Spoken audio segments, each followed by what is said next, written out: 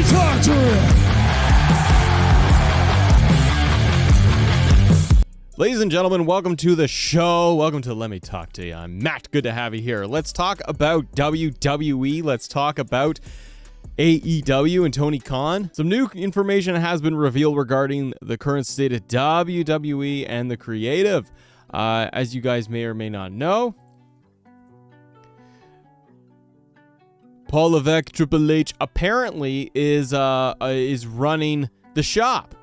Now, it's come out there that Triple H doesn't have to deal with Vince McMahon anymore. Undertaker, Michelle.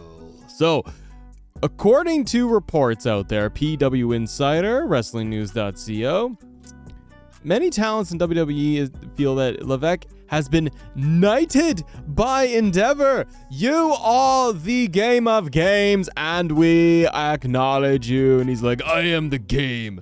And then that was said to be one of the vast majority of the power when it comes to creative decisions within the company going forward. This shift was said to be the driving force behind a very peaceful and excited morale amongst talent, with the atmosphere backstage reportedly through the roof. Oh my goodness. The report noted that despite this, McMahon would still likely have some amount of input going forward in terms of the week-to-week creative. Levesque would be steering the ship. Importantly, however, this report was largely based off information gathered from some talent's perception of what is going on and not to be taken as fact. The noise regarding the situation saw Dave Meltzer coming out talking about the game. Meltzer confirmed things of what is being reported in fact in the case, but with a reminder that McMahon taking a creative backseat may just be momentary, as he still holds all the power. I got all the power, goddammit. Oh no, Vince, why? The story going around regarding creative is essentially the case. Vince backed off on creative for now. I do feel, guys, that with Monday Night Raw, we saw this. It really did feel like we saw the game. He came out and he had all the power. It does really seem like Triple H is kind of in charge of this whole thing now. Last night's Raw, not to get into a full Raw recap with you here, but Guy Cognito says that's why Raw was so boring last night. I wholeheartedly disagree, my friend. I thought Raw was very solid. Was it like next level and did a bunch of delivery? Nah. Didn't do the best of the best. Look at that shot. Look how good we're all crispy. We're in there. We're focused. It's intimate. It's like I got something important to say, but I don't have anything important to say. It's all about the game. No, but I do think that Triple H showed us last night that there are certain things that happened last night that felt like it was solid and it was going in his direction and not a Vince McMahon thing. Number one, they did do the fly on the wall thing where they had Drew McIntyre, Rhea Ripley talking behind the actual conversation, those Easter egg things, those came back. You also saw matches given a lot of time. You also saw a lot of women's segments also on the show. Like a lot. It really felt like they were finally focusing on the women's division and not just kind of meandering around. Now, they're also going into Crown Jewel and then Survivor Series, so it's important that they get everything kind of maximized and going, especially going through up until Survivor Series. MDB says the camera angle is so dramatic. Dude, it's just so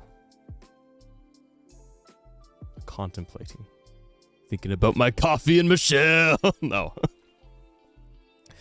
This is that Michael Scott camera angle. Yeah, man. Actually, fun fact, I had a video yesterday where I had the cameras set up, and I had someone in the comments was like, look at this dummy switching his camera 80 times to try and increase his editing.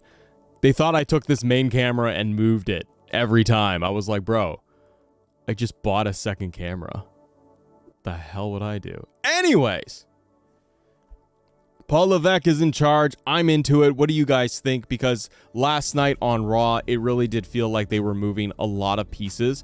The one thing I will say that I'm not crazy about, and this isn't really a Triple H thing, it's just it kind of is, but it's the booking overall. I think Seth Rollins needs to drop the belt. I would have liked to have seen Nakamura win. I think a lot of sentiment online anyways is that, like, Seth's great, but I feel a lot of the sentiment online is that it's kind of boring.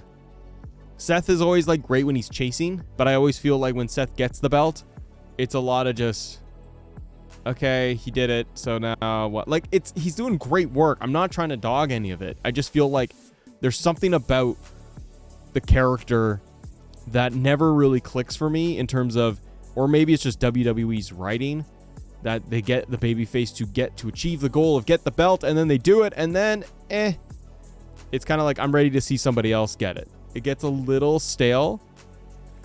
Matt rocking the 90s look with the cameras or the hat, one or the other. But yeah, I'm into Triple H hopefully finally taking over. I hope it means that Vince is taking the backseat in terms of just becoming chairman.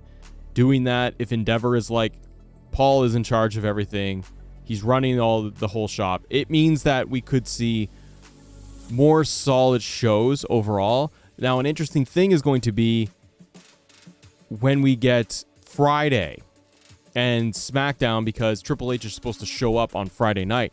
Now, this could be a couple of things on Friday. We'll speculate for a second. One, I think you could see him just introduce Jade Cargill. We saw that at Fastlane. Jade showed up. She looks like she was ready for a match. I don't even know what she was wearing or not wearing. It was so bad. Was Fred Durst? I'm a crack at it. No, I'm not. But it's definitely my Fred Durst look. But yeah, we could see Triple H just introducing Jade on TV, which would be great for Fox. They've re-signed with Fox, so it's something they really want to do.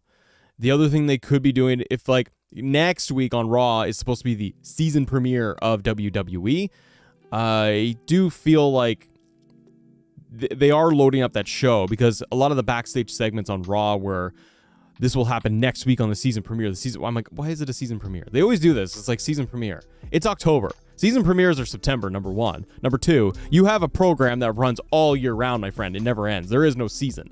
And number three, if you were doing a season premiere, shouldn't you do like not just matches, but like, I don't know, a draft, or I don't know, just a shakeup or new sets or something? Maybe we do get that. Start of the fiscal year. That's it. That's probably what it is. Jade Cargill wakes up in the morning ready for a match. Pretty much. So yeah, it's interesting to know what Triple H is going to do. The other thing I could see him doing is giving us new tag team titles. Maybe if we're lucky, he introduces a women's mid-card title. I think everyone's pushing for that. I do feel like Becky is creating that right now with the NXT title and making it seem like it's going to be the mid-card title. There's a lot happening, but it's good stuff. Sometimes, Mike, you got to go with a little Fred Durst. You got to go with a little Limp Bizkit. It's good stuff. I'd like to see new tag team titles. Now, I think the Triple H Vince McMahon news is pretty cool. I think it's kind of neat. But you know what's really neat? Well, first of all, frayed ends of Madman. Oh, dude, thank you so much for gifting a membership. Too sweet. Look at that. Hey, look at that. Too sweet. Right there for you. MDB99 has become a Universe member because of it. MDB, welcome to the universe, my good friend. All right. So the other good thing, we got that. We got Triple H. You got Vince McMahon. Shakeups, season premieres. We've also got, the NXT coming up tonight. Now, here's what I'm thinking. Are you ready? We're into the close-up camera shot, so we're good. Here's what I'm thinking. MDB, welcome as a club member. No, channel member. You get all the emotes. You get the add-ons. Here's what I'm thinking, ladies and gentlemen. Tonight, and I might put this on community tab. Not a watch-along. We do a post-show. We do a big old, having a big old rye and or a Jack and Coke, or just Matt gets into a whiskey. And we do a full live recap post-show of NXT and AEW. Let me know. I'm kind of feeling it. It's a big night of wrestling. We could do a post-show. We could do the post-show. We could post it. It's Tuesday Night Wars. Because we might get Michelle. Now, I do want to talk about this. Okay, so there's a lot going on when it comes to Mr. Khan. I do want to talk about this, and then we're gonna move on with our day shortly. we're going to get NXT versus AEW tonight, and it's going to be wild. And I think there's going to be a lot going on both shows. My hope is to be able to watch both at the same time. If not, I am going to have to try to do that. I'm going to have to see what I'm going to do to get this thing to work. Do people understand we can like both and that's okay? Trevon, yes, we can, my friend. When you're in here, you can like everything you like. You can don't like it, don't like it. It's fine. Does not matter. Just enjoy wrestling. It's all good. People can watch whatever they want. So this is your AEW card, amongst other things we're going to get into in just a moment. Saraya versus Shida for the Women's Championship. I hope they give us 15 minutes. Probably not, but they might give us a few minutes for the women's match. It'd be great if it was more than 7. With entrances. Powerhouse Hobbs versus Jericho. That should be fun. I want Powerhouse Hobbs to go over. One of the bigger matches, Swerve versus Bryan Danielson. Swerve needs to go over. Push Swerve. Swerve's entrance is great. Swerve is great. Great on the mic. Let him go 20 minutes with Danielson and get Swerve over. We need this. I need Swerve to get over. Powerhouse Hobbs to get over. Then you got Jay White versus Hangman Adam Page. I don't care for Hangman. I kind of feel like I've watched AEW since day one. And I kind of feel like I'm kind of done with Hangman Adam Page. Nothing wrong with him. He's done nothing wrong. It's all good. I just kind of feel like they have done everything with Hangman. And he's kind of in a story right now of like he's lost, so now he's got to go down. Like he lost to Swerve, so he's got to go down to the bottom and work his way back up. And that's a good story arc of like, you know, the redemption and all this stuff. I'm good with that. I'm just kind of bored of Hangman. And that's a problem with AEW. Matches. I need a story. You could put Hangman in a nice long story. But Hangman's good and all, but I just kind of like, let's move aside and let's let guys like Swerve and Hobbs and Wardlow and all these other guys get up there and Christian Cage run everything. But yeah, versus Jay White. Jay White needs to win this thing. I want Jay White, and they need to pivot a little bit too, in my opinion. Get this story rolling of Jay White versus MJF. I know Adam Cole is in the background doing the Roderick Strong stuff while he's injured. Wonderful. Keep it going, but I do want Jay White to become the heel that he is. I want him to become the big mega star, mega heel, and go after MJF. It would be brilliant. And you could even have, like, I need MJF right now, guys, to get away from ROH tag title stuff. He is the world champion and he doesn't feel like it. And Christian Cage said this in the press conference, and I agree. And he's playing his part. But the TNT title feels more important than the world title. So I am really wanting Jay White to win this thing in decisive fashion and go right after MJF and give us a world title shot and get a program going, because Adam Cole's going to be out for like months again. So I want to see it. I want to see it happen. And you got Mox versus Phoenix. Mox is winning that title back. So there's your title change on the special Tuesday Night Dynamite. Yeah, so I think Phoenix drops it because it was an audible to begin with. I think they just drop it right back to Mox, which is kind of silly in my opinion. Like, let's get some more blood in the international. The international title was built up quite considerably with Orange Cassidy. I know the thing with Mox happened, and it's unfortunate, and I know they had to pivot and call an audible. But now I just feel like with it going on Mox, at first I thought, oh, this is good because it gives a lot of prestige. Mox is a former world champion, all of that stuff. I think it's in the kind of the wrong spot. I honestly feel like, and maybe this will happen. Maybe they're getting there. I hope they are. But I really feel like it's got to be on Swerve. Don't give Swerve the TNT title. Don't let him touch it. Christian can have it. Have Swerve beat Danielson. Then Mox is going to regain the international title. And then give me Swerve versus Mox at the pay-per-view. And then, what's the next one? Is it Full Gear? Then give Swerve a run for like 3 to 6 months as the international champion. Just dummying people. You could do that. I'd be fine with it. Then you got the other main match here, which is probably going to be the main event. You got Luchasaurus versus Adam Copeland, edgy Adam Copeland in his first AEW match. Christian Cage is in there. I also want Christian Cage, they will never do this. I want Christian to get a new TNT title.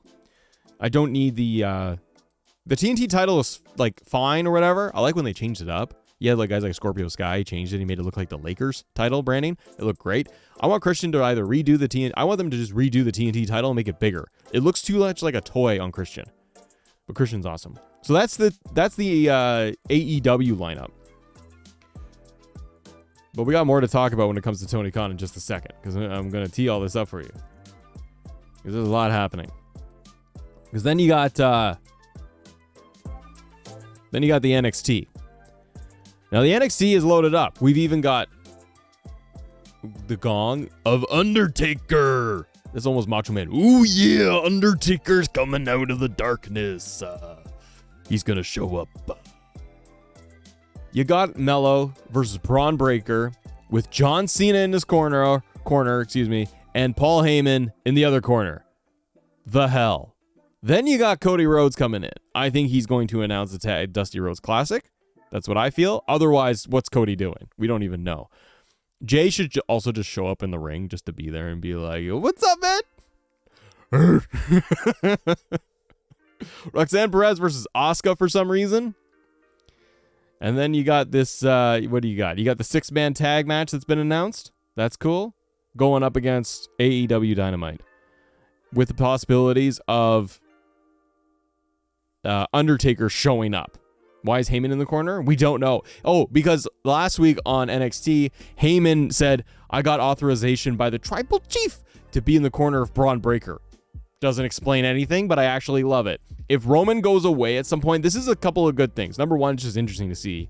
Two, Paul Heyman doing a thing with Braun Breaker is interesting because of what it could mean long term. If Roman Reigns, if and when he loses the title and he's kind of like gone for a while, you have Paul Heyman working with Tribal Chief like forever, and then Roman's gonna be gone for several months at a time. So you have him pivot, and Heyman can just be like, I have been granted the option. I can go and run my services with Braun Breaker and make Braun Breaker a heel,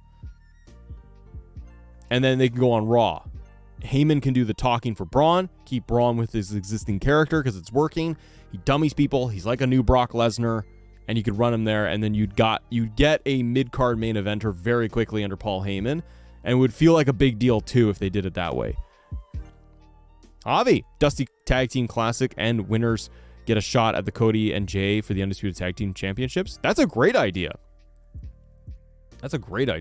So yeah, that's the match. Those are the two cards, excuse me. Now, Tony Khan is not done there. Not by a long shot. We also found out from Tony, that we are going to get Toni Storm doing her thing. Timeless Toni Storm, which is great. We're going to get her on the show for Dynamite.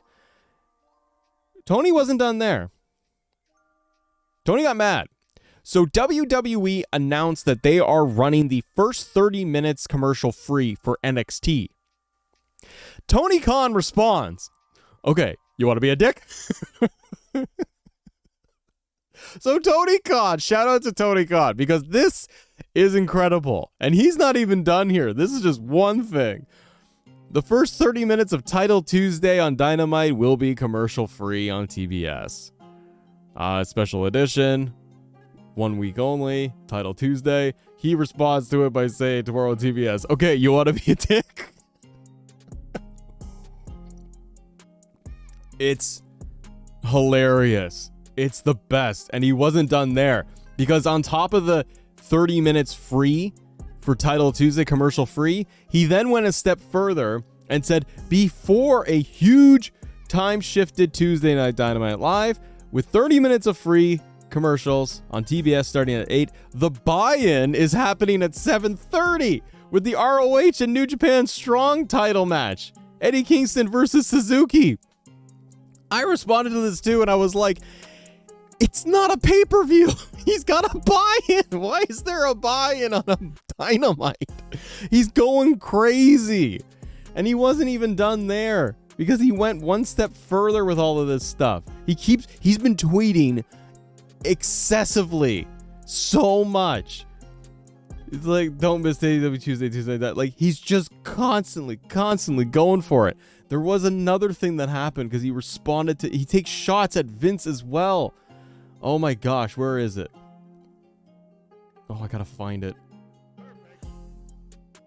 Tony took shots at Vince McMahon on top of everything else. And it was the best. So he announces what do we got? We've got oh, there it is. I'm sorry. I'm trying to find the tweet for it from Tony. Tony!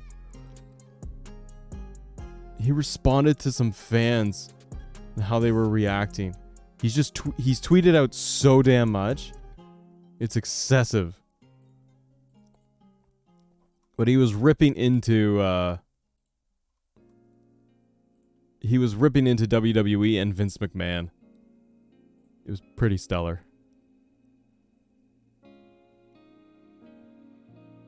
Where is I just gotta find this thing. Makes me wonder why he didn't shit on Triple H. Of course he didn't. He's got a bigger problem with Vince McMahon.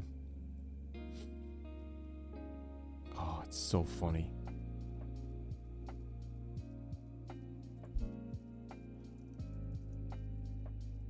Trying to find where he posted it.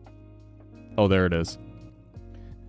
So Tony posted, okay, so we won't see you tomorrow night for Title Tuesday. Who gives a fuck?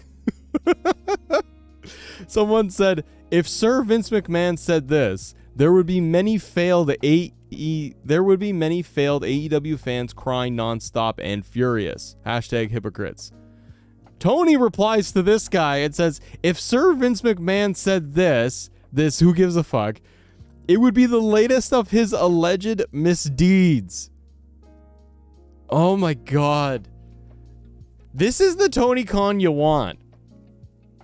This is the best thing ever. Yeah, Trevon, yeah, they all got nasties in their closet. But still, this is the best thing ever. I know it's for 1 week only, so Tony's probably just like, I don't care. Like, I'm going all out. I'm running it on Tuesday. He probably wants to beat them. Good for him. Good for wrestling fans. They get the competition.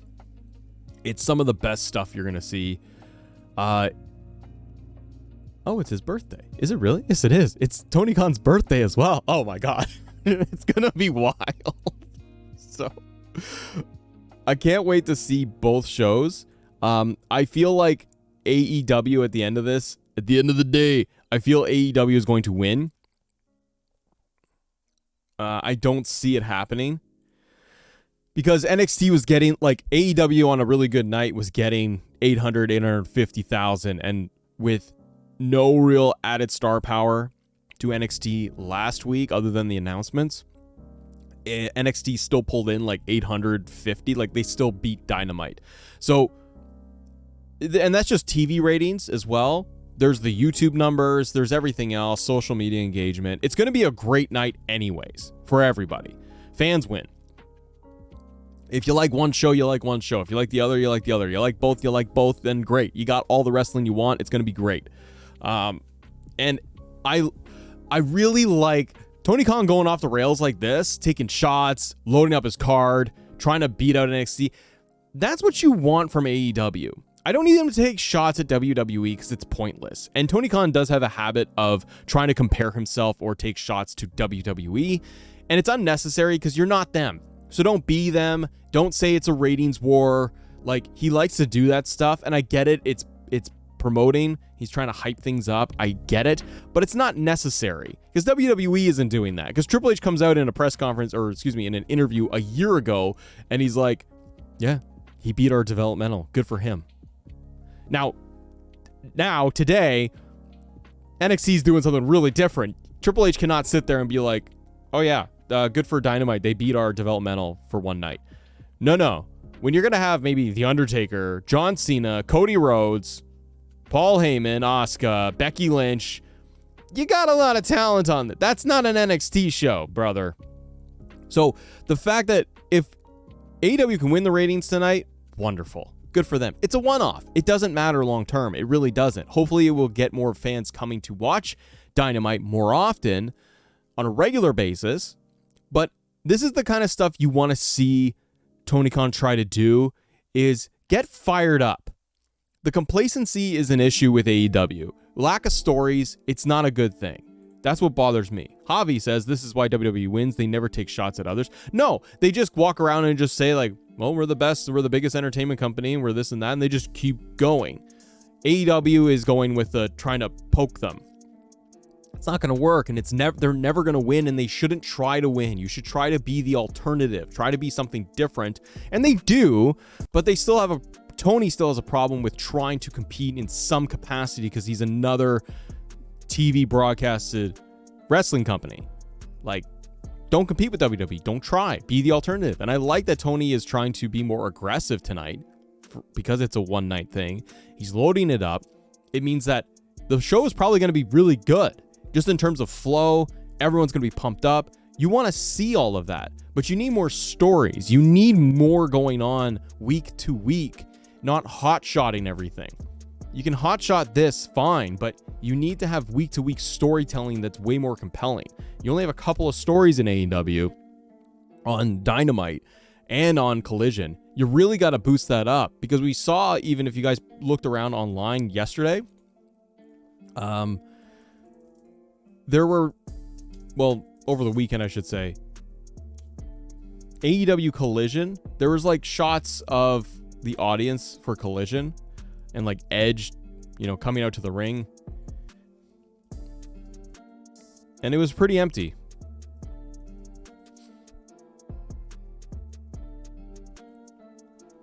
I'm trying to see if there's a recent one.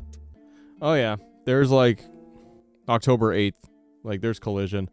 You see 75% of the empty arena for Collision. Like, it's too bad. And I will acknowledge this. I went to Collision as well when it was in Toronto.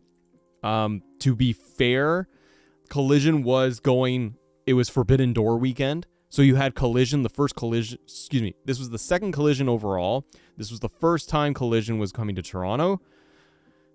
They had Forbidden Door the next night. So I understand why a lot of fans, when I went, wouldn't be interested in Collision, because they'd be like, well, tickets are expensive and I probably just going to go to the pay-per-view versus the TV show. Was the show good? Yeah, the show was fun. Was it big and grand? No. Were there empty seats? 100%. So like at the arena that I go to in Toronto, WWE goes to it as well. It's the bigger one. And the upper bowl for WWE is always packed. And the one for same arena for Dynamite, all of the upper bowl was tarped off. And then the lower sections, it was sparse. There were like behind the camera, you would see full gaps of people. And then when you would kind of look bird's eye view a little bit, you would see on the floor too, it's not a lot of people. So when I see the images of people posting for like Collision and Dynamite that there's giant gaps in the audience, like no one's there, yeah, I believe it. So I hope both shows do well. Wrestling fans win. That's the biggest thing. And hopefully we can see more of this over time. Tony just needs to move Collision. I said this in a tweet. I was like, Tony needs to just move Collision to Tuesday. Do it. Just, if he wants to fight WWE every week, do back-to-back shows. Tuesday and Wednesday nights is your shows. Saturday at 8 p.m. is terrible time slot. And he's getting killed with football and baseball. Put him on Tuesday nights for Collision. Let's see if he can get it up there. But guys like Edge are not yet moving the needle. We need to get more stories, and people need to get invested with the whole product. This is the problem where Tony was focusing too much on CM Punk, trying to make a whole show out of him, thinking that one star, one toy is going to boost his overall product. It will hotshot the product, but it's not going to work long term. That's why when you see Triple H doing way more stories, look at Raw, SmackDown, look at Fastlane, everything is on an upswing, and people are enjoying it way more. Javi says AEW wins. Okay, where do you go from there? And Javi, and thank you for the super chat. That is exactly what I always say, and could be for WWE and AEW. I often say, okay, you're doing this thing, so what's next? Seth Rollins, Shinsuke. Shinsuke did a GTS, by the way, onto what's his name? Ricochet. Why did I say Ricochet? Ricochet would be better, but Ricochet. He did one to Ricochet and Ricochet. So he did a GTS on Ricochet. CM Punk confirmed. No, but like, this is the problem I have when it's like, okay, Seth versus Shin, and you're like, okay, so then what? I'm in more of this camp right now of I will believe Triple H and follow and be like, I will give him benefit of the doubt, and we will see where this lands. See where it unfolds. Safe Haven says it. Da Ricochet. They're doing tons of CM Punk hints also, but AEW, it is that. Now, you could say, okay, Edge showed up. Where are we going to go with this? We know it's Christian. Great. But he's also going to be, Adam Copeland, is going to be directing traffic in terms of his creative. That's the pros and cons of AEW. A lot of the reports and a lot of the news out there is often that people will get the freedom to run their creative, spit ideas out. But if you don't have them, then you're going to be in catering. Or if you're not on the Bucks team, you're not going to get time. Did you notice too that Dynamite, there's no Bucks? There's no Kenny Omega? I noticed that this morning. Tony's been going over the card and showing off the matches. The Young Bucks, the Elite, are not on the show. Unless they're going to be in a segment. I assume they will be in a segment or run-in or something. But they're not advertised. They're not in, like, yet. Tony will be like, I'm adding. They also announced a 10-minute overrun. They'll put the Bucks in a 10-minute overrun match or something. Did you notice that? And that's interesting because they're your EVPs, aren't they? I'm not a huge Bucks fan. I'm not a big Elite fan, guys. I appreciate the work. I just feel like they're never in stories. They're just, let's have some matches where we're doing a lot of moves. And I'm always amazed at what they do. I thought some of the earlier Bucks matches on AEW were amazing. But at this point, I'm kind of like, I have seen everything the Bucks do. And I'm kind of like, I don't really need a 15-minute flippy flop match. That's me. That's just me. Appreciate them, but I've never heard a Young Bucks promo, period, where I'm like, oh, this is interesting. This is captivating. They're telling a personal story. It's always just, we're a better tag team than you. Let's wrestle. Okay. And then let's hold hands for all the spots we need to do while I'm going to flip off of the top rope and do this thing and do that thing. I just get very bored of it because it's not storytelling versus like FTR in a tag team match. While FTR is also, and like most of AEW, are not in like compelling stories for me, FTR, I can see their storytelling in the matches versus the Bucks. I'm like, you're doing spots. So that's me, but I'm kind of surprised that your EVPs and your like biggest talent, they're not anywhere. And you don't have Kenny Omega on the show. And this is also, again, this is a problem where what I have with AEW as a whole with the storytelling. Yes, you have Edge come in and Edgy Adam Copeland is going to fight Christian. Great. He's got this Luchasaurus match to kick it off, which was announced before they had the confrontation last week, which was, I think that was backwards. They shouldn't have done that. But why?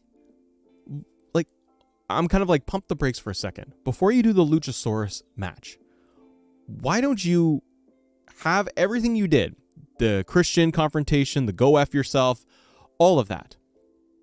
But to have a longer story, instead of just jumping into the Luchasaurus match, have Edgy Adam Copeland go in an exhibition match and say, for the first time ever, because Tony loves his first time announcements, why wouldn't you do just straight up, for the first time ever, in his debut match, it's going to be on the Tuesday Night Titan Dynamite, Edge is going to have his first match against Kenny Omega. Because they had a handshake at the backstage thing when he arrived.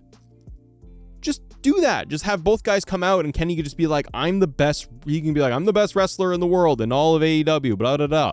And I'm here because you and I have never really officially met. Well, I run this place and this is my house. You want to come in here and that's great. I want to see what you can do. Let's have a match next week. And you have Kenny Omega versus Edge. First time ever, first match ever, to build the hype. When we got Danielson versus Omega, it was brilliant. Give me 15 minutes or 10 minutes of Kenny Omega and Edge to start things off high. Get that dream match done. And you can have a post-match thing. You have Edge win, beat Kenny Omega, or it goes into a draw, just like you did with Danielson. Let it end in a draw. Then you have Christian, Luchasaurus, and all these guys coming out, Nick Wayne, and you do all the schmozzy finishes. And then you can go and move on to, okay, Luchasaurus versus Edge is now next week. Now you've motivated the match. But that's motivating the match versus what AEW did, which was the Christian Edge segment didn't happen yet. They announced Luchasaurus versus Edge. Then you did the main event promo. And you did it backwards. Like, that's all I'm saying. Some missteps. Let's move on to WWE for a minute. WWE star removed from the roster. Oh my God, what am I doing? I don't even know. I'm so effing tired from Fastlane. WWE star Bobby Roode has been out of action for over a year. Last competing on WWE live event in 2022. He defeated Omos. There's somebody you don't ever see anymore. Omos, you know what? You're doing the street business, the hurt business, guys. Put Omos in the street business with MVP. Just bring him back. Be so much better for him. Roode was taken out due to the neck surgery. PW Insider is reporting that Roode has been removed from the active roster. Previously listed under miscellaneous section of the roster, which is where a lot of the injured talent is listed, as well as the tangentially related WWE talent, such as Steve Austin, The Rock, has been listed there. Roode confirmed that Roode has transitioned into a full-time producer for the company, though that would seemingly be what the removal from the active roster is looking towards. So it looks like we're going to get Robert Roode, who also, I believe it was reported on that he produced the main event tag team match with the Usos, with Jay and Cody going up against Zayn and Kevin Owens, which, by the way, the opening segment there, they didn't do Sammy's correct music. They gave him his heel theme. That was hilarious. So yeah, it's going to be wild, guys. We're going to see a really, really cool night. Javi, yeah, Tegan Nox, Becky, that was awesome. There's a lot of good stuff. By the way, if you guys have joined us, hang on here. I'm just checking out my stream stuff. Did I get my... Oh, I did get my thumbnail changed. Okay. I was worried for a second my stuff wasn't right. But guys, if you are joining us, we're going to finish up here, and then we're going to move on to our post-show, as well as switching over the stream for club members. So if you are club members, we're going to do our Fastlane recap and Monday Night Raw recap all together, as kind of like saving it for one big post-show. So if you guys are club members, that's part of the benefits there with our pay-per-view recaps and our exclusive stuff there. And if you want to, hit a like on this stream. But yeah, we got Tony Khan versus Vince McMahon head-to-head. It's going to be a wild, wild time. I'm excited for it. We also got DIY reuniting. We didn't see them on Raw, did we? Kind of think they would have done something like that. Oh, well. But what are you guys looking forward to? Are you looking forward to NXT or AEW? Or are you just going to be interested that you got a little bit of both? For me, it's going to be just having a little bit of both. And the fact of the matter is, Rock, we got wrestling all night long. So ladies and gentlemen, we're going to wrap up the full production of the show here today. Stay tuned though, and stay with me if you are joining me live, as we are going to continue, and we'll just talk to the chat for a little bit, and then we're going to wrap things up completely. Thank you for watching though. If you're watching this on demand, I will see you on the next one. Bye. Let me talk to you.